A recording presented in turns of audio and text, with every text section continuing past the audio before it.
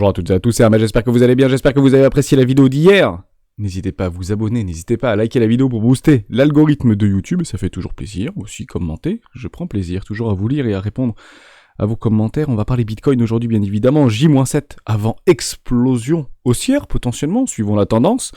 C'est plutôt ce qu'il faut faire lorsque la tendance est forte et les boules ont le momentum. Dès lors, la tendance étant notre ami, autant essayer de trouver des poches de liquidité pour encadrer des achats sur ce marché.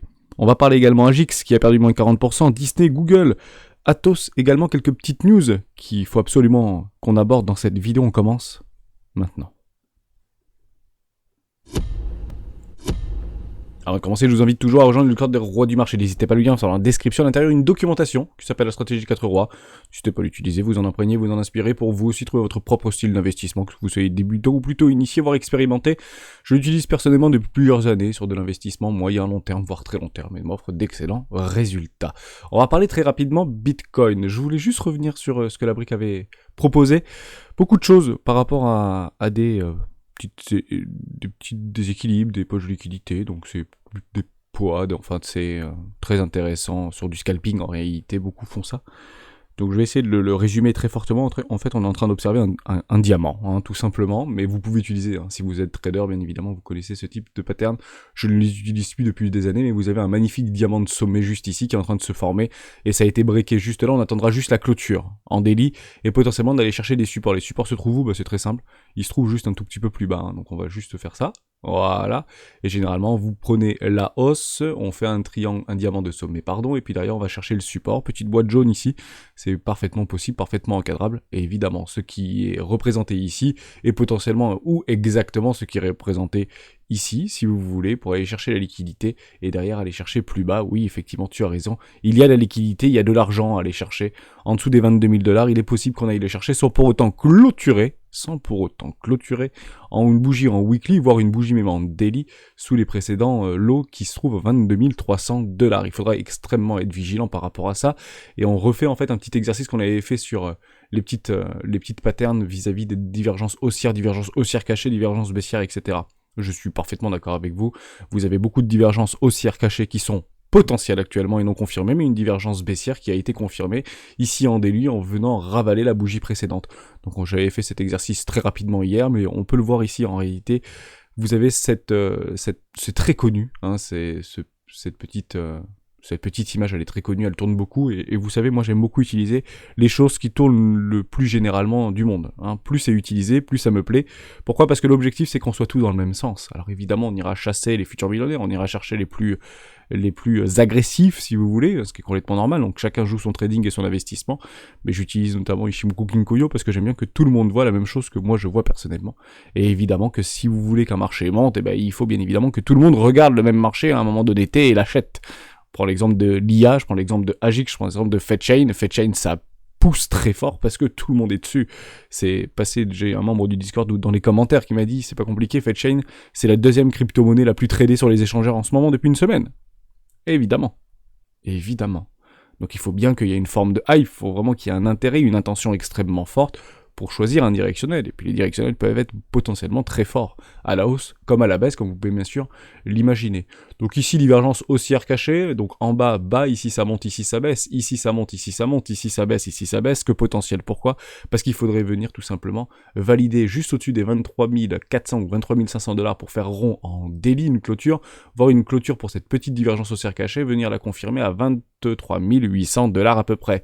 On se prend pas la tête en réalité. Si vous voulez confirmer toutes les divergences haussières cachées, elles sont confirmées déjà en H4 pour information, mais les divergences haussières cachées H4 sont moins puissantes que les divergences réellement baissières en daily évidemment, et celle en daily a bien été confirmée ici, hein. Ici ça monte, ici ça baisse, vous avez d'ailleurs la confirmation sur le petit récit en 21 période ici, et puis d'ailleurs on vient bien annuler la bougie précédente, on vient ravaler la bougie précédente, clôture en daily, juste en dessous des 22 960 $. C'est comme ça qu'on travaille les divergences, tout simplement. Donc vous en avez bien évidemment sur toutes les timeframes, plus que les timeframes sont hautes, plus elles sont puissantes. Généralement une divergence dans un momentum très haussier, propose de la consolidation.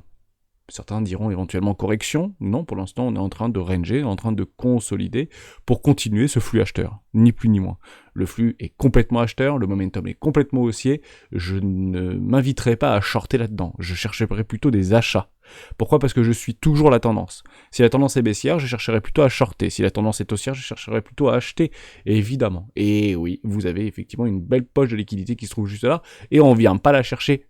Pourquoi ? Parce que là, on peut venir sur en fait ce qu'on a dit hier vis-à-vis de Bitcoin. Je vous avais parlé de la Kinjun Tenkan, ici sur Ishimoku Kinkoyo. On va tout effacer, ça on n'a pas besoin.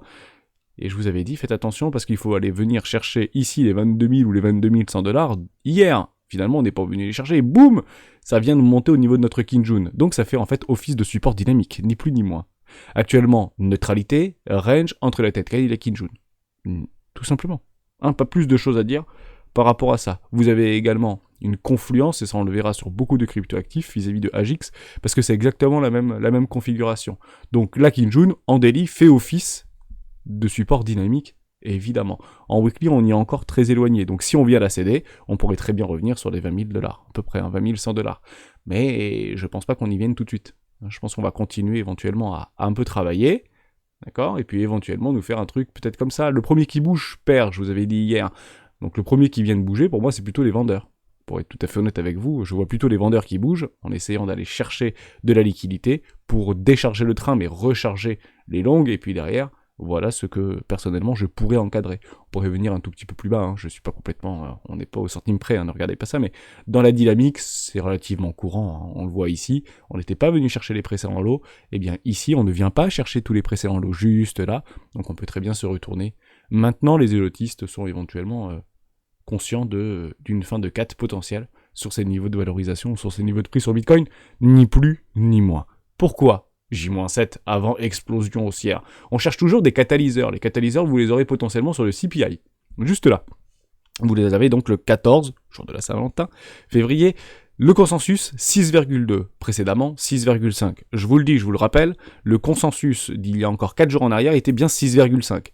Donc ici, il y avait marqué 6,5 et ici 16,5. Ce n'est pas gravé dans le marbre. On pourrait très bien en fait avoir ici je vais dire une bêtise, 5,8, et que le marché en fait réagisse à la hausse par rapport à cette éventualité. En somme, on passe à 5,8, dans le consensus, je parle bien, et le marché tend à le pricer. D'accord ? Alors bien sûr, la news serait potentiellement catalysante.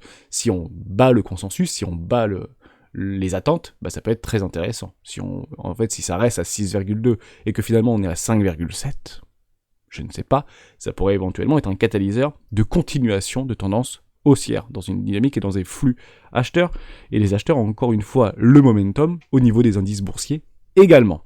C'est pas le cas au niveau des GAFAM, et on vient bien sûr en parler dans cette vidéo.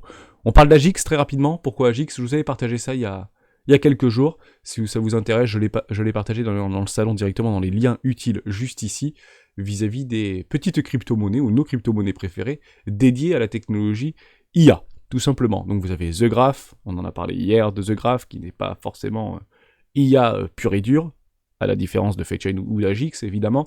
Donc ça perd 20%, 30%, 40% sur un point bas, un point haut par rapport à AGIX. Où est-ce qu'on arrive sur AGIX ?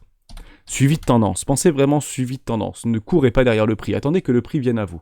Vous avez plusieurs confluences, vous prenez en fait, on va dézoomer un tout petit peu, je vais rester en 4 heures comme ça on le verra mieux, on vient chercher des précédents plus hauts. Alors c'était beaucoup plus haut précédemment, d'accord ? Donc ici on vient chercher les précédents plus hauts. On ne vient pas clôturer, c'est clairement des prises de liquidité complètement logiques. Je vais juste effacer ça, on le verra beaucoup mieux. Voilà, on vient juste pinguer au-dessus des 0,67. Ok, on ping et on rejette. Mais on rejette où en réalité ?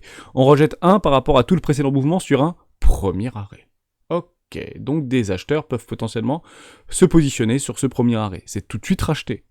Tout de suite racheté. Également, en daily, pardon, je vais pas passer en 6 heures, je vais passer en daily, vous avez des supports dynamiques, Kinjun Tenkan, boum, enfin c'est juste chirurgical pour le coup, pour le moment, c'est chirurgical, on attendra bien sûr les clôtures de bougies, mais on a fait un joli petit drawdown, de près de 40% pour celles et ceux qui avaient acheté les tops, moins 40%, ça secoue un petit peu, mais voilà, ici, il y a des gens qui peuvent se positionner, et pas des petits portefeuilles, d'accord ? Ici c'est rationnel. pour éventuellement encadrer des achats. Je déconseille les achats sur les contrats futurs avec des leviers importants sur les cryptoactifs aussi peu liquides et aussi volatiles et aussi hypés que ce type de choses, type AGIX. Je suis plutôt partisan de Bitcoin, Ethereum dans la tendance plutôt haussière par rapport à des longues que je pourrais encadrer. Mais clairement, vous avez ici la possibilité d'aller chercher une zone, je sais même pas où, zone d'acune, je sais pas. On peut... je sais pas, premier arrêt. Allez, premier arrêt, c'est validé. Et puis derrière, on peut encadrer déjà ça là-dessus en suivi de tendance, ni plus ni moins. Et vous prenez la même chose sur FateChain. En fait, vous faites exactement la même dynamique. On va prendre Fate sur Binance, je crois que vous l'avez également, super. Ici, support dynamique, Tenkan Kijun, formidable. Vous allez chercher potentiellement le premier arrêt de tout le précédent mouvement. On va le coller là-dedans. Hop, je pense que c'est par là le premier arrêt, ouais, hop. Super, donc on peut éventuellement aller continuer, aller chercher ce premier arrêt, travailler ce premier arrêt, voir les 0,50, hein, c'est très volatile, on revient chercher les futurs millionnaires, on annule le précédent mouvement, on consolide un petit peu et on repart sur le mouvement, tout simplement, hein. Un truc un peu comme ça, tac tac tac tac, et ok, on y va, hein, sans problème, et ça peut partir sans souci. Généralement, les premiers dips sont rachetés. Pourquoi ? Parce qu'on est sur la stupeur. C'est beaucoup trop, ça va beaucoup trop vite, ça va repartir à zéro. C'est de la chasse à la liquidité, c'est du pump and dump, c'est un exit pump. Et généralement, on le joue massivement à la baisse. Parce que quand ça monte trop, on veut que ça baisse fort aussi. Donc on joue plutôt la baisse que finalement le suivi de tendance. Pourquoi ? Parce que c'est monté trop haut. Tout simplement. Donc faites attention par rapport à ça. C'est exactement la même chose sur toutes les cryptoactifs, bien évidemment. On fait quelques petites news, je trouvais ça extrêmement intéressant. Le secteur crypto a exclu du Super Bowl en 2023. Bon, FTX n'a pas aidé, rappelez-vous qu'ils avaient fait pas mal de pubs lors du Super Bowl, ils ont tranché, le Super Bowl est le match en fait le plus regardé au monde, hein, c'est plusieurs centaines de millions de téléspectateurs, on les compte même en milliards pour le coup, donc exclut tous les partisans crypto, donc Crypto.com, eToro, Coinbase, FTX, tout le monde dans le même panier, ça gicle. Ok, pas de problème. J'espère qu'on pourrait éventuellement montrer patte blanche pour des prochaines éditions. Est-ce que ça va impacter ou pas de près ou de loin le marché ? Absolument pas. Pourquoi ? Parce que qu'est-ce que ça a donné au niveau du marché vis-à-vis de FTX, vis-à-vis de Coinbase pendant le Super Bowl ? Rien n'a bougé. Personnellement, j'ai joué Crypto.com sur le mondial, j'ai joué Crypto.com sur le Super Bowl, ça n'a pas fait grand-chose. On était quand même dans un marché relativement baissier. En tout cas, on allait chercher des pullbacks relativement poussifs. Donc... finalement, gardez vos millions, offrez-les à vos abonnés, offrez-les à vos utilisateurs et ne les dépensez pas. On préfère que vous les ayez plutôt que vous les dépensez, que vous utilisez l'argent des utilisateurs pour vous offrir des pubs à 300 millions de dollars au Super Bowl, comme vous pouvez bien sûr l'imaginer. Gardez votre argent, tout simplement. On a une petite chose très intéressante. Un ancien employé de Coinbase plaide coupable de délit d'initié. Eh oui, ça tombe, hein, il y a une forme de régulation, une forme de comment on peut dire ça ? On va dire il y a le droit quand même qui doit venir s'en emparer, donc oui, il a ensuite divulgué ces informations à son frère par rapport à des petits tokens qui allaient être listés sur la plateforme, rappelez-vous, et à son frère pour pouvoir éventuellement acheter des tokens avant leur cotation, générant collectivement des gains réalisés et non réalisés totalisant environ 1,5 million de dollars minimum. Ok, durant l'année. Minimum 1,5 million de dollars, donc c'est une affaire post-2022, mais il a plaidé coupable et il en paiera bien évidemment les conséquences, même si on est sur un marché peu réglementé, peu régulé, qu'il l'est quand même, hein, et Coinbase doit montrer patte blanche, évidemment qu'il faut quand même sanctionner ce type d'agissement, et je trouve ça plutôt bien, évidemment. On continue, Disney perd des abonnés.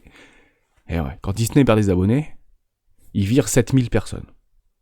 Ok, mais ce qui est très intéressant d'observer, c'est que Disney a fait la croissance au niveau des plateformes de streaming la plus forte de toutes les plateformes de streaming réunies. On compte en l'espace de 3 ans 161 millions d'abonnés payants dans le monde. En effet, depuis les 3 derniers mois, Disney a perdu 2,4. Et il licencie 7000 personnes parce qu'il a perdu un peu d'abonnés. C'est difficile en ce moment. Il y a une inflation forte. On essaye de rediriger nos dépenses sur des choses nécessaires. Il y a de la nécessité dans les foyers, hein. Disney n'est pas une nécessité absolue, en tout cas pour une grande majorité d'entre nous. Donc il perd des abonnés, il vire 5000 personnes. Ce qui est très intéressant, ça me fait toujours beaucoup sourire en fait de voir ce type de choses. Les investisseurs rassurés. Les investisseurs se sont montrés rassurés. L'action de Disney a décollé de 8% avant la stabiliser à 6% lors des échanges électroniques après la clôture de New York. Les marchés ont accueilli de façon positive la performance financière de Disney sur la période d'octobre. En somme, il perd des abonnés ? Oui, mais ils gagnent de l'argent. Et évidemment, Disney ne perd pas d'argent. Oh pardon, c'est pas celui-là que je voulais prendre. Disney, DIS. Juste ici, Disney ne perd pas d'argent, tout simplement. Donc ça avait d'ailleurs bien retracé. On était quasiment venu sur un 0,50, voire une zone de rechargement de vente, d'achat logique long terme sur Disney, hein, ne nous y trompons pas. Donc ça peut être intéressant éventuellement d'essayer d'encadrer des achats en annulant tout le magnifique bull run de 2021 vis-à-vis des confinements partout dans le monde. Et ici, Disney garde de l'argent. Enfin, il en gagne beaucoup, hein, et c'est même largement au-dessus c'est 27% au-dessus du consensus, et les estimations rapportées ont été parfaites. Donc, on gagne de l'argent, on est dans le consensus, on est dans les attentes de marché, on vire 7000 personnes, boum. Donc, ce qui est intéressant, moralité, ce qui n'est pas moral, mais la moralité de l'histoire, c'est que Disney ne laissera pas tomber ses actionnaires. Bah oui, Bob Iger, il est revenu, il s'est fait virer, l'autre PDG, parce que l'action est passée de pas beaucoup à pas beaucoup, hein, il a perdu 50%. Donc, Bob est revenu, prendre un gros chèque, et première chose qu'il fait, c'est lui qui fait les choses difficiles. Donc il est censé 7000 personnes. Partez du principe qu'il ne laissera pas tomber des actionnaires. Tant qu'il est là, il laissera pas tomber des actionnaires. Est-ce que c'est intéressant ou pas de surfer si déontologiquement vous pensez que c'est moral d'y aller? Encadrer des achats, attendez peut-être une toute petite consolidation, aller chercher un 618 peut être complètement réaliste, bien évidemment sur Disney, puisqu'il ne laissera bien évidemment pas tomber ses actionnaires. Peut-être à dire malheureusement, évidemment. Atos également. Une news très intéressante. JP Morgan Chase solde sa participation. Ni vu ni connu, aucun impact sur le cours. Pourquoi? Parce que ici, c'est marqué, voilà, c'est marqué où? Je ne sais plus.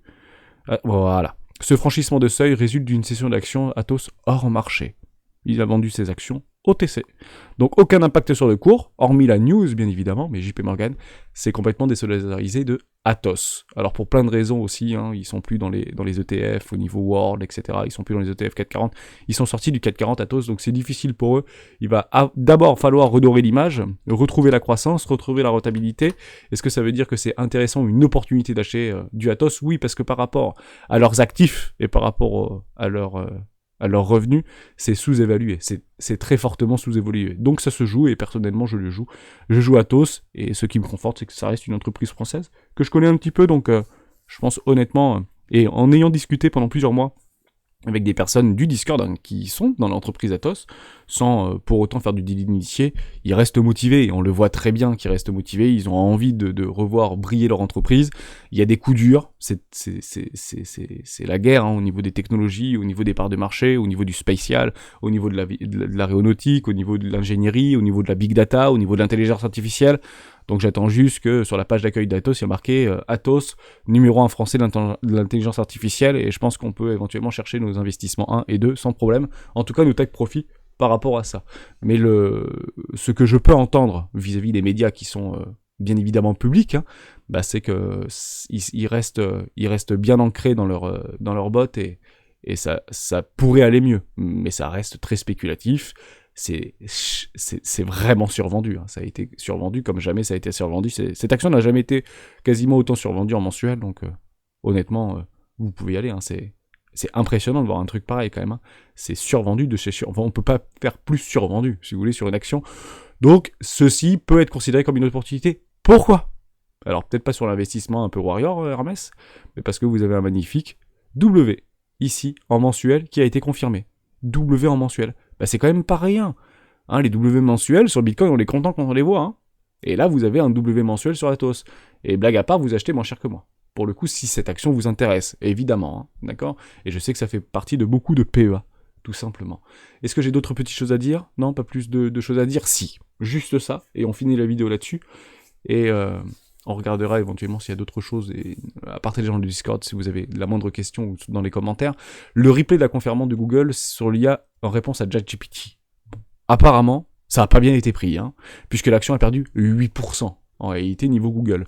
Donc je vous donne juste ma version parce que j'ai juste écouté le... Comment ça s'appelle? Google USD. N'importe quoi. Trop de crypto à la tête d'Hermès. Alphabet. Je sais pas, du Nasdaq, voilà, juste ici. Donc l'action a perdu juste par rapport... Voilà, ça a fortement décroché, ça a perdu 8% par rapport au top. Voilà, ici un peu plus de 8%, ça s'est consolidé à moins 8%. La réponse, elle est extrêmement simple, elle est extrêmement claire. Donc ça envoie du très lourd en termes de marketing, en termes d'annonces, en termes la guerre est déclarée contre Microsoft, Google va faire ceci, va faire cela, va faire ceci, va faire cela. Il y a eu des annonces qui ont été faites dans le sens où Google va remplacer la barre de recherche. Vous imaginez, ça fait 20 ans qu'elle existe ce truc-là, cette barre de recherche, ça fait 20 ans qu'elle existe. Google va la remplacer, mais pas avant des semaines, voire des mois. Et oui, ils vont d'abord le donner à des testeurs, entre guillemets de confiance, de l'écosystème Google, pour pouvoir tester, si vous voulez, cette nouvelle barre de recherche ou ces nouveautés. Ensemble, ça n'ira pas sur le public dans un premier temps. Et là, le marché sanctionne. Il sanctionne quoi, en fait, le marché? Il sanctionne pas les mauvais chiffres, même si les chiffres ne sont pas fous. Hein. Côté Google, ça a plutôt bien perdu. Le marché sanctionne le manque de réactivité et le manque d'audace. Et oui, c'est difficile de faire pivoter un paquebot. Si vous voulez. Aujourd'hui, partez du principe que 99% des gens qui utilisent Google sur la planète aujourd'hui s'en fichent complètement de l'intelligence artificielle. Eux, ce qu'ils veulent, c'est leur petite barre de recherche. Vous voyez ce que je veux dire? Alors oui, il y aura des grosses ruptures, entre guillemets, d'usage par rapport à Google, mais c'est vraiment à double tranchant. Et le marché ne veut pas ça. Le marché, ils disent, allez-y, foncez, vous êtes en train de vous faire rattraper par ChatGPT ou par OpenAI ou par Microsoft. Eux, ils sont déjà largement devant et Bing va probablement prendre des parts de marché vis-à-vis de Google par rapport à ces annonces-là. Donc Google, qu'est-ce qu'il fait? Il n'agit pas. Il agit en sous-marin. Il attend, il travaille, il essaye de faire le meilleur rendu possible, si vous voulez. Il prend son temps. Or, c'est pas ce dont Google nous a habitués sur les 20 dernières années. Soit ils sont précurseurs, soit ils ne le sont pas. Prenez l'exemple de Apple, par exemple. Apple, ils font toujours tout après les autres, mais toujours en mieux. Avec une communauté, des utilisateurs extrêmement fidèles à la marque. Hein, prenez-le comme ça. Apple était, pour les ordinateurs et le hardware, après. Vous prenez le téléphone, ils sont arrivés largement après. Vous prenez le baladeur MP3 avec leur iPod, ils sont arrivés nettement après. Tout ce que fait le HomePod, il y a le numéro 2 d'ailleurs qui vient de sortir au niveau de Siri, etc., largement après tout le monde, mais généralement en bien mieux que tout le monde. Et Google, malheureusement, c'est soit ils le font en premier, soit généralement le marché sanctionne, et le marché a sanctionné ce manque de réactivité. Donc partez du principe que c'est peut-être que le début de cette correction-là, parce que peut-être que Apple va être malmené, et très joli support d'ailleurs, en moyenne 20 périodes ici en trimestriel, par rapport à cette petite moyenne. C'est très beau ces supports-là. Regardez-les, prenez sur toutes vos actions préférées, regardez cette moyenne mobile trimestrielle en 20 périodes, vous mettez en trimestriel et vous mettez la moyenne mobile 20, complètement basique, plutôt intéressant. Donc on vient exactement chercher le premier arrêt, juste là, à quelques cheveux près, sur Google, et puis derrière on rejette fortement. Donc ce qu'on veut, c'est qu'on s'installe au-dessus du premier arrêt, une acceptation et une continuation. Qu'est-ce qui est en train de faire ceci? Bitcoin. Bitcoin est exactement en train de faire ceci. Merci à toutes et à tous d'avoir suivi cette vidéo jusqu'au bout. Je vous souhaite une excellente journée. On se retrouve demain dans une nouvelle vidéo des rois du Bitcoin. Ciao.